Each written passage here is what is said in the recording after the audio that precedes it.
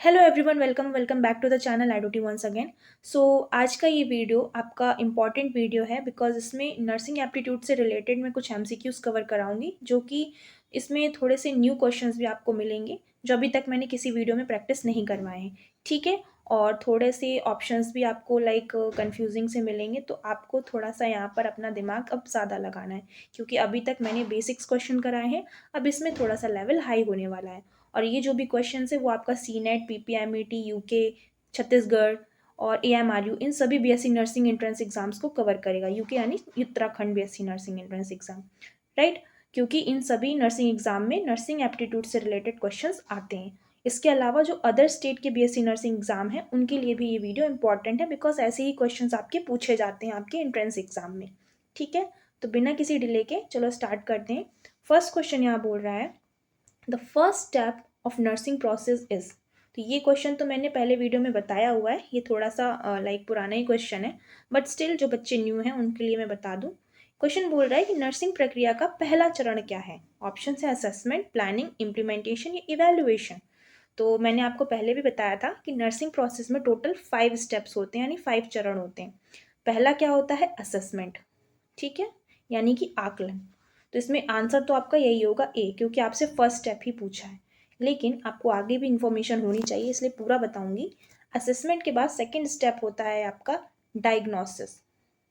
Diagnosis यानी कि patient के लक्षण यानी साइन एंड सिम्टम्स देखकर उस पर डायग्नोसिस बनाना कि उसे कौन सी बीमारी है। डायग्नोसिस हमने बना ली, मान लीजिए हमने उसके लक्षण देखे कि उसको कफिंग हो रही है, खांसी हो रही है, तो हमने बता दिया कि हो सकता है उसे अस्थमा है या उसको टीबी है। तो मान लीजिए हमारी डायग्नोसिस टीबी बनी, तो उसके हिसाब से फिर हमारा तीसरा स्टेप होगा प्लानिंग। प्लानिंग यानी अब हमें पता है कि पेशेंट को टीबी है, तो उसके हिसाब से हम ट्रीटमेंट कैसे देना है, क्या क्या करना है चीज़ें, उस तरह से प्लानिंग करेंगे। प्लानिंग के बाद हमारा आता है इम्प्लीमेंटेशन। इम्प्लीमेंटेशन मतलब लागू करना, यानी यही कार्यान्वयन, मतलब कार्य को उसमें इम्प्लीमेंट करना कि जो भी हमने प्लानिंग की है, कि क्या हमें मेडिकेशन वगैरह देनी है, कैसे ट्रीटमेंट करना है, उसको अब हमें लागू करना है। इम्प्लीमेंटेशन के बाद फिर फिफ्थ लास्ट स्टेप आता है हमारा इवैल्यूएशन। और इवैल्यूएशन का मतलब होता है मूल्यांकन करना, यानी आउटकम देखना कि जो भी हमने मेडिकेशन वगैरह दी है उसका कुछ असर हुआ है कि नहीं, अच्छा असर हुआ है, फ़ायदा कर रहा है या नुकसान कर रहा है। तो इस तरीके से हमारे ये 5 स्टेप बनते हैं, असेसमेंट, डायग्नोसिस, प्लानिंग, इम्प्लीमेंटेशन और इवैल्यूएशन। इसमें आपसे फर्स्ट स्टेप पूछ रहा है तो हमारा आंसर होगा असेसमेंट। ठीक है। यहाँ पर आपसे ऐसा भी पूछ सकता था, what is the last step of nursing process, तब आपका आंसर क्या हो जाएगा, इवैल्यूएशन। तो अब इससे रिलेटेड कुछ भी क्वेश्चन आपसे पूछ लेगा, कितने स्टेप होते हैं, क्या क्या होते हैं, लास्ट कौन है, मिड कौन है, फर्स्ट कौन है, आप सब आंसर कर सकते हो, राइट। इसीलिए मैंने इसको थोड़ा इलेबोरेट करके समझाया। देन फिर नेक्स्ट क्वेश्चन है, which principle is most important during medication administration.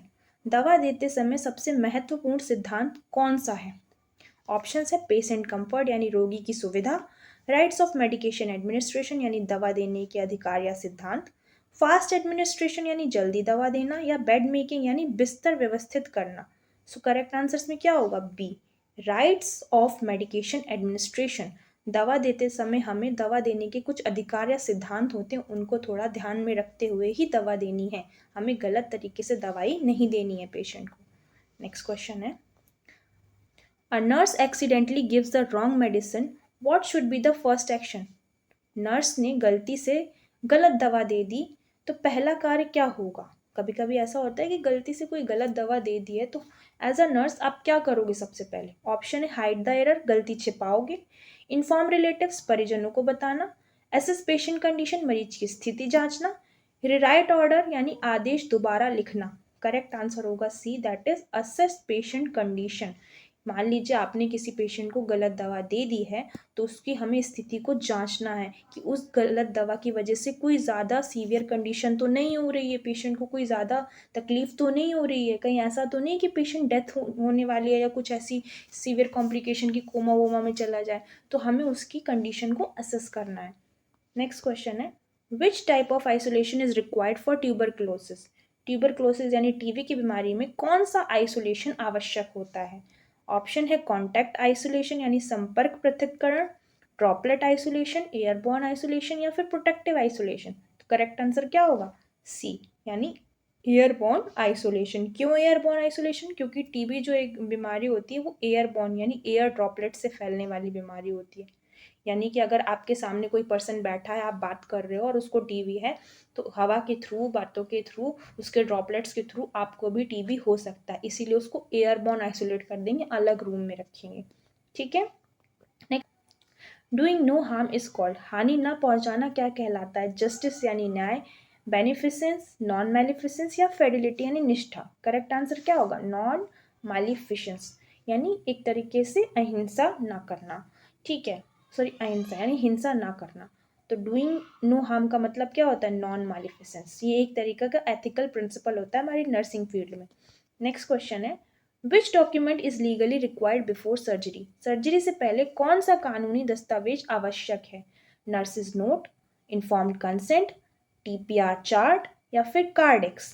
तो करेक्ट आंसर इसमें क्या होगा हमारा? Informed consent. जब भी हम कोई भी लीगली मतलब सर्जरी वगैरह करते हैं तो एज अ कानूनी तौर पर हम लोग सूचित सहमति लेते हैं पेशेंट के अटेंडर या जो भी उसके फैमिली रिलेटिव्स है। मैंने पहले भी ये चीज़ बताई हुई है कि हम कोई भी प्रोसीजर या सर्जरी करने जाते हैं तो हम एक पेज में कुछ चीज़ें लिखी होती हैं जिसमें हम उनके रिलेटिव से साइन कराते हैं। जैसे कि आपके सर्जरी, आपके मतलब रिलेटिव के सर्जरी के दौरान अगर उनकी मतलब लाइक मौत हो जाती है या ऐसा कुछ उनकी डेथ हो जाती है या कोई कॉम्प्लिकेशन हो जाता है तो उसके लिए हॉस्पिटल या डॉक्टर जिम्मेदार नहीं है। इस तरीके से वो सब लिखते हैं और उसमें साइन कराते हैं ताकि आगे चल के हॉस्पिटल पे कोई आँच ना आए। इसलिए एज अ ये कानूनी दस्तावेज या लीगल रिक्वायर्ड होती है, इसीलिए वो लोग डॉक्यूमेंट करते हैं। तो वो डॉक्यूमेंट क्या होता है? इन्फॉर्म्ड कंसेंट होता है। नेक्स्ट क्वेश्चन है, a patient has breathing difficulty, what is the priority nursing action? मरीज को सांस लेने में कठिनाई है, प्राथमिक नर्सिंग कार्य क्या होगा? अगर किसी पेशेंट को मतलब ब्रीदिंग डिफिकल्टी यानी सांस लेने में कठिनाई हो रही है तो आपका नर्सिंग कार्य क्या होगा? ऑप्शन है, चेक पल्स यानी नाड़ी जांचना, गिव फूड यानी भोजन देना, पोजीशन पेशेंट अपराइट, मरीज को सीधा बैठाना, मीजर हाइट यानी लंबाई मापना। Correct answer is C, position patient upright. अगर किसी को सांस लेने में दिक्कत हो रही है तो उसको सीधा बैठाएंगे। नेक्स्ट क्वेश्चन है, which nursing role includes patient education? रोगी शिक्षा किस नर्सिंग भूमिका में आती है? केयर गिवर, एजुकेटर, रिसर्चर या मैनेजर? तो आंसर होगा बी यानी एजुकेटर। अगर हम एज अ नर्स किसी पेशेंट को एजुकेशन दे रहे हैं तो उसको हम एजुकेटर यानी शिक्षक बोलेंगे। Next question, subjective data include, subjective data में क्या शामिल होता है? ऑप्शन है, temperature 101 degree Fahrenheit, BP 90/60 mmHg, I feel pain या पल्स 100/मिनट। तो सबसे पहले तो हमें ये बताना चाहिए कि सब्जेक्टिव डाटा होता क्या है। तो सब्जेक्टिव डाटा का मतलब होता है वो डाटा जो पेशेंट जिसमें खुद बता रहा है कि उसको क्या दिक्कत है। दो तरह के डाटा होते हैं, एक तो होता है सब्जेक्टिव डाटा और एक होता है आपका ऑब्जेक्टिव डाटा। ठीक है, सब्जेक्टिव डाटा का मतलब होता है जिसमें पेशेंट खुद बताए कि उसको क्या तकलीफ है, और ऑब्जेक्टिव डाटा वो होता है जिसमें आप कुछ ऐसे लक्षण या साइन एंड सिम्टम्स देख के पता करो कि इसको क्या दिक्कत है। तो जो चीज़ हम देख पा रहे हैं, ऑब्जर्व कर पा रहे हैं, तो बाय ऑब्जर्वेशन वो होता है ऑब्जेक्टिव डाटा। और जो पेशेंट खुद बोल रहा है, खुद बता रहा है, वो होता है सब्जेक्टिव डाटा। तो यहाँ पे सब्जेक्टिव डाटा पूछ रहा है यानी पेशेंट खुद बता रहा होगा, तो कौन सा इसमें ऑप्शन सही होगा? सी, आई फील पेन, मतलब मुझे दर्द हो रहा है, पेशेंट खुद बता रहा है, तो ये सब्जेक्टिव डाटा होगा। बाकी टेम्परेचर, बीपी, पल्स, ये तो हमें देखने से या हमें जांचने से पता चलेंगे ना। टेम्परेचर थर्मामीटर से या मैनोमीटर से बीपी वगैरह जब लेंगे तभी हमें पता चलेगा। ऐसे वो तो हमें बता नहीं देगा कि मेरा टेम्परेचर 101 है बिना जांचे, राइट। तो जो चीज़ पेशेंट खुद बता रहा है उसे ही हम सब्जेक्टिव डाटा देंगे, बोलेंगे, यानी C option is the correct answer. Next question, which is the best method to prevent infection? संक्रमण रोकने का सबसे अच्छा तरीका क्या होता है? Gloves only, antibiotics, hand washing या isolation room? Correct answer is C, that is hand washing यानी हाथ धोना। फिर है, the nurse patient relationship is, nurse मरीज संबंध किस प्रकार का होता है? सोशल, फैमिली, प्रोफेशनल या business? Correct answer is C, nurse और पेशेंट के बीच में जो संबंध होता है वो व्यावसायिक संबंध होता है, हमें उससे कोई पर्सनल अपना संबंध नहीं बनाना है। नेक्स्ट क्वेश्चन है, विच एक्शन वायलेट्स पेशेंट कॉन्फिडेंशियलिटी, मतलब कौन सा कार्य गोपनीयता का उल्लंघन करता है? ऑप्शन है, locking records, discussion patient publicly, report to doctor, using patient ID. Correct answer is discussing patient publicly, यानी सार्वजनिक चर्चा करना पेशेंट के बारे में, नहीं, ऐसा नहीं करना चाहिए, ये उसकी गोपनीयता का उल्लंघन करना होता है। नेक्स्ट क्वेश्चन है, the abbreviation of PRN means. PRN का मतलब क्या होता है हमारी नर्सिंग फील्ड में?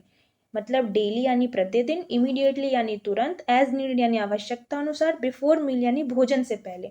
तो PRN एक टर्म होता है जो मेडिकेशन के लिए यूज़ किया जाता है, जो हम दवाई वगैरह देते हैं पेशेंट को, डॉक्टर्स वगैरह जनरली यूज़ करते हैं। तो इसका मतलब यहाँ पे होता है एज नीडेड, यानी आवश्यकता के अनुसार। मतलब कोई भी दवा, जैसे डॉक्टर ट्रीटमेंट लिख के जाते हैं तो उसके आगे लाइक कोई दवाई लिखी, फॉर एग्जाम्पल ऑन्डम जो उल्टी के लिए दी जाती है, उसके आगे अगर उन्होंने लिख दिया कि PRN, इसका मतलब यही है कि आवश्यकता के अनुसार देनी, मतलब जब उसे उल्टी आएगी तभी देनी है, एज नीडेड। तो इस PRN का मतलब होता है एज नीडेड। ठीक है। फिर है, which patient should the nurse attend first. Nurse को सबसे पहले किस मरीज को देखना चाहिए? ऑप्शन है मिड फीवर, यानी जिसको हल्का बुखार है, या जिसका सर दर्द हेडेक है, या ब्रीदिंग डिफिकल्टी है, सांस लेने में कठिनाई है, वांट्स वाटर, या जिसको पानी चाहिए। Correct answer is breathing difficulty. जिसको सांस लेने में कठिनाई हो रही, सबसे पहले उसे देखना, उसकी ब्रीदिंग को चेक करना, उसके एयरवे को क्लियर करना, अदरवाइज उसको सांस में प्रॉब्लम अगर होगी तो उसकी डेथ भी हो सकती है। Next question, the best position for unconscious patient. ये क्वेश्चन तो मैंने बहुत बार आप लोगों को बताया है।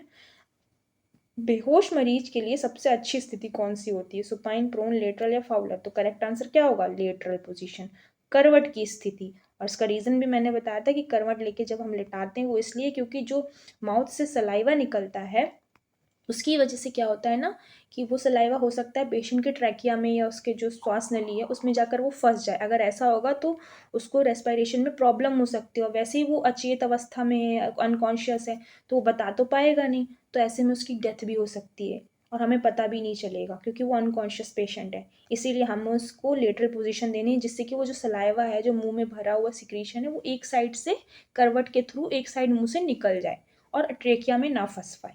इसीलिए हम लेटरल पोजीशन देते हैं। तो इस टाइम को हम बोलते हैं एस्पिरेशन से बचाना, यानी उसके जो सीक्रेशन है वो ट्रेकिया में ना फंसे, उससे हमें प्रिवेंट करने के लिए हम लेटरल पोजीशन देते हैं, स्पेशली अनकॉन्शियस पेशेंट में। इस चीज़ को याद रखना। Next question, which chart record temperature, pulse and respiration. तापमान, नाड़ी और श्वसन किस चार्ट में दर्ज होते हैं? इंसिडेंस रिपोर्ट में, नर्सिंग केयर प्लान में, TPR चार्ट में, डिस्चार्ज समरी में? Correct answer is C, TPR chart. नाम से ही समझ में आ रहा है, TPR मतलब T for temperature, P for pulse, R for respiration. ठीक। Next question, delegation means. Delegation का अर्थ क्या होता है?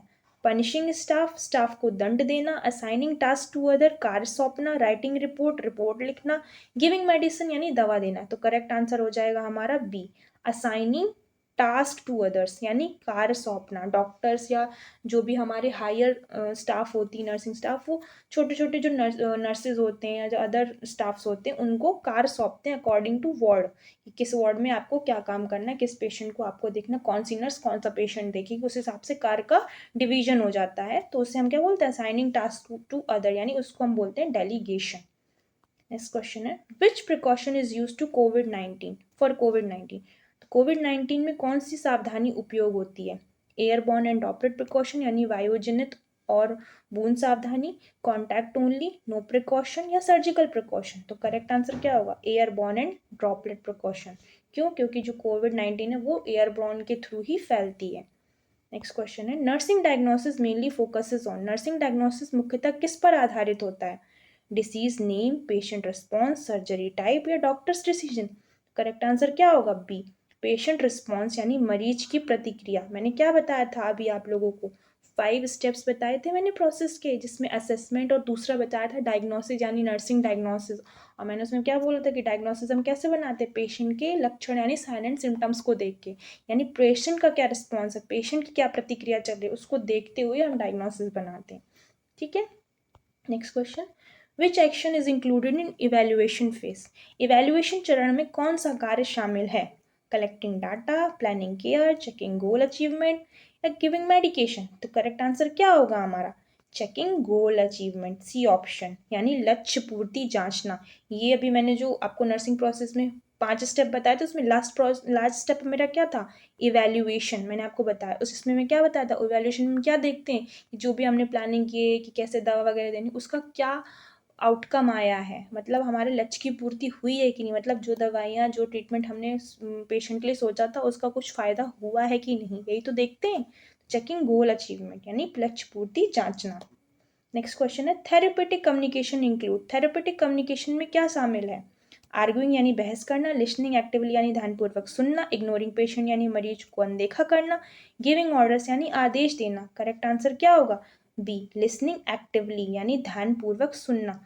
थेरेपेटिक कम्युनिकेशन एक नर्स और पेशेंट का रिलेशनशिप होता है जिसमें नर्स पेशेंट को ध्यानपूर्वक सुनती है।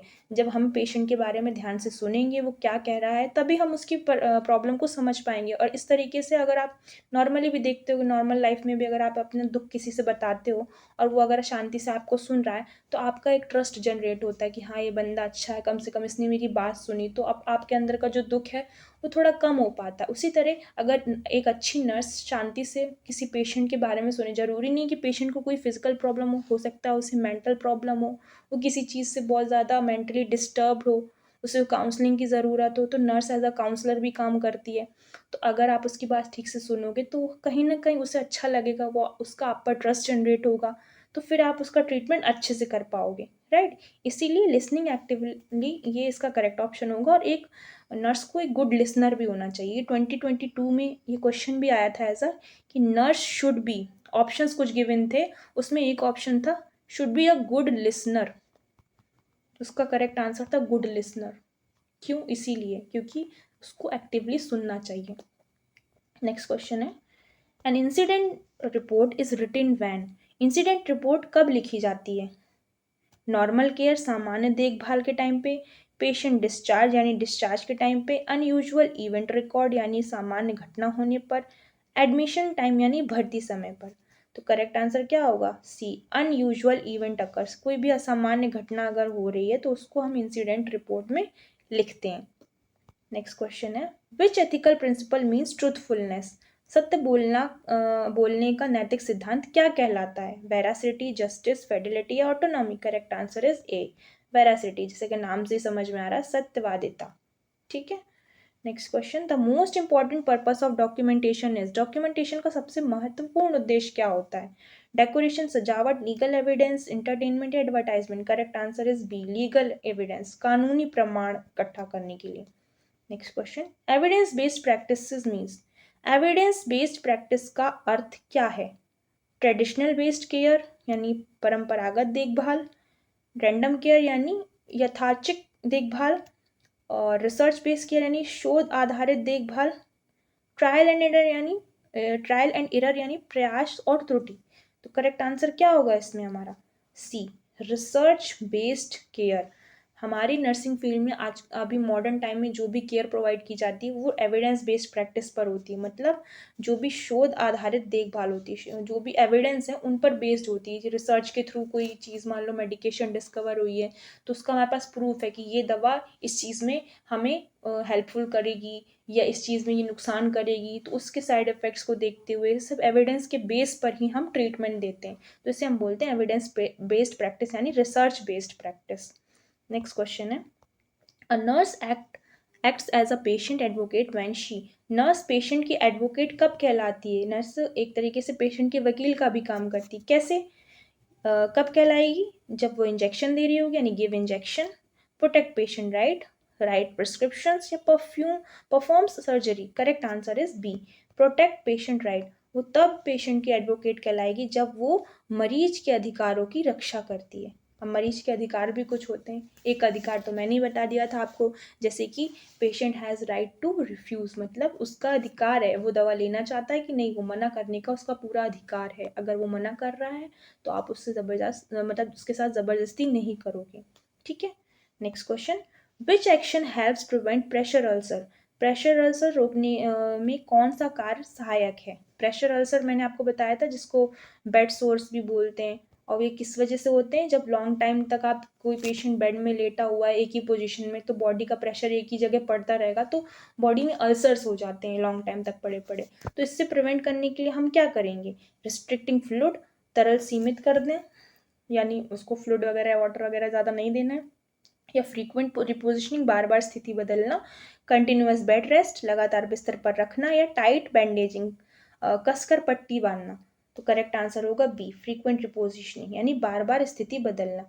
वो इसलिए क्योंकि एक ही स्थिति में तो पड़े पड़े उसको अल्सर हो रहे हैं, तो अगर हम उसकी स्थिति चेंज करते रहेंगे तो हवा लगती रहेगी बॉडी में, तो अल्सर नहीं हो पाएंगे। ठीक है, नेक्स्ट क्वेश्चन है, which is an example of objective data. अभी मैंने आपको एक बताया था सब्जेक्टिव और ऑब्जेक्टिव डेटा। सब्जेक्टिव डेटा का मीन्स क्या बताया था मैंने, कि जिसमें पेशेंट खुद बताए अपनी प्रॉब्लम, और ऑब्जेक्टिव डेटा का मीन्स मैंने बताया था जिसमें हम देख कर कुछ साइन एंड सिम्टम्स के थ्रू पता कर पाए कि इसको क्या प्रॉब्लम है।